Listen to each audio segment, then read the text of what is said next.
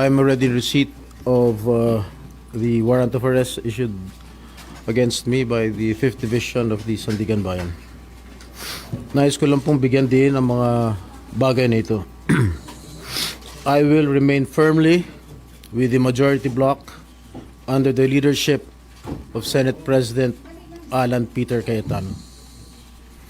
Hindi ako matitinag sa anumang panggigipit, pananakot, political maneuvering para talikuran ang aking paninindigan. I will not yield to threats. I will not be intimidated. I will not be pressured into surrendering my independence of judgment. I am giving instructions to the Senate Secretary to put on hold my salary.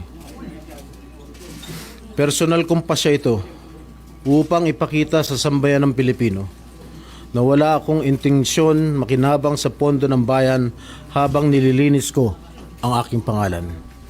At higit sa lahat, hindi ako papasailalim ng kustodya ng Senado. I will not seek Senate custody. Hindi ko gagamitin ang Senado bilang panangga laban sa mga aligasyon sa akin. Nakahanda akong ipagtanggol ang aking sarili sa hukuman at hindi ako magtatago sa likod ng institusyong ito upang umiwas sa proseso. Ipagtatanggol ko hanggang sa huli ang aking sarili para patunayan na walang batayan ang mga paratang sa akin. Kalokohan ang lahat na ito. Mismo ang Senate Legislative Budget Research and Monitoring Office or yung LBRMO ang nagsabi sa ombudsman na wala silang anumang dokumento o record na nagpapakita na ako ay nagpasok ng anuman insertion sa 2025 national budget. Ang mahalagang impormasyon nito ay kinilala pa mismo ni dating Senate Blue Ribbon Chairman Senator Panfilo Lacson bilang isang makabuluhang ebidensya na sumasalungat sa mga aligasyong ibinabato laban sa akin. So how can the office of the Ombudsman file a plunder case against me when I am not even alleged to be part of or the mastermind of the supposed scheme? Wala po akong kinalaman dyan. Ngayon ko lang po isa sa publiko ito. Maraming beses po ako inalok na talikuran ang independent majority bloc kapalit ang pagbabasura sa aking kaso. Ngunit, hindi ko po ito tinanggap. Mas nanaig ang paninindigan ko